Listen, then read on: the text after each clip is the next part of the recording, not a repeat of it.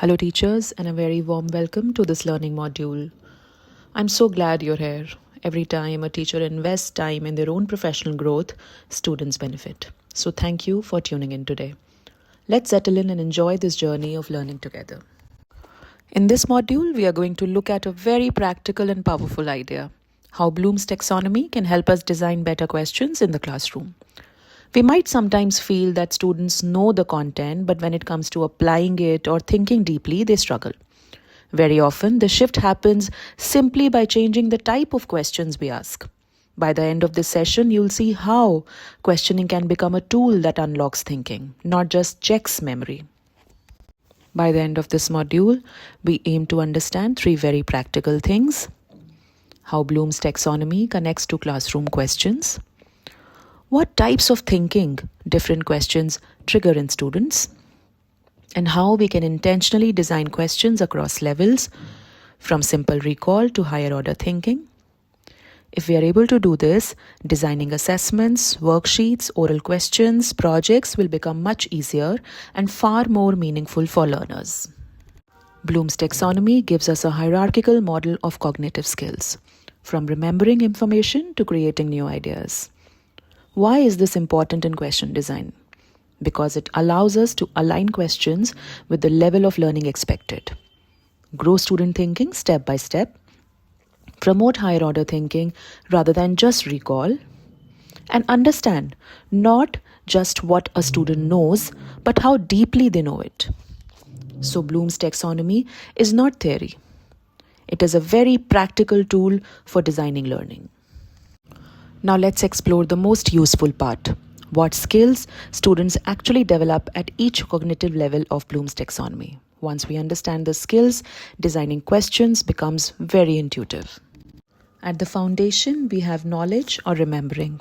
This involves recalling facts, definitions, names, formulas, or information stored in memory. Students may list, label, state, identify, or match information. These questions build the base. They ensure students have the raw material needed for thinking. But learning should not stop here. The next cognitive level is understanding. Here students show they grasp meaning, not just words. They can explain ideas in their own words, summarize, compare, classify, describe relationships, or interpret diagrams and statements. This is the stage where classroom learning starts making sense and becomes meaningful. Next comes application, where students use their knowledge in new situations. They solve problems, apply formulas, follow procedures, and give examples. This is where we see the transition from I know to I can use what I know. And this is often the level where students start feeling excited about learning. At the top of the hierarchy, we have higher order thinking skills. Here, students analyze patterns and cause-effect, evaluate options and justify answers, infer and predict, and even create new ideas or solutions. These questions don't just assess learning, they build independent thinkers. And when we regularly ask HOTS questions, students start developing curiosity, reasoning, and confidence. This table is a wonderful visual summary. It shows how each cognitive level looks across 4 subjects: math, science, English, and history. A recall question looks different in each subject, and so does a HOTS question.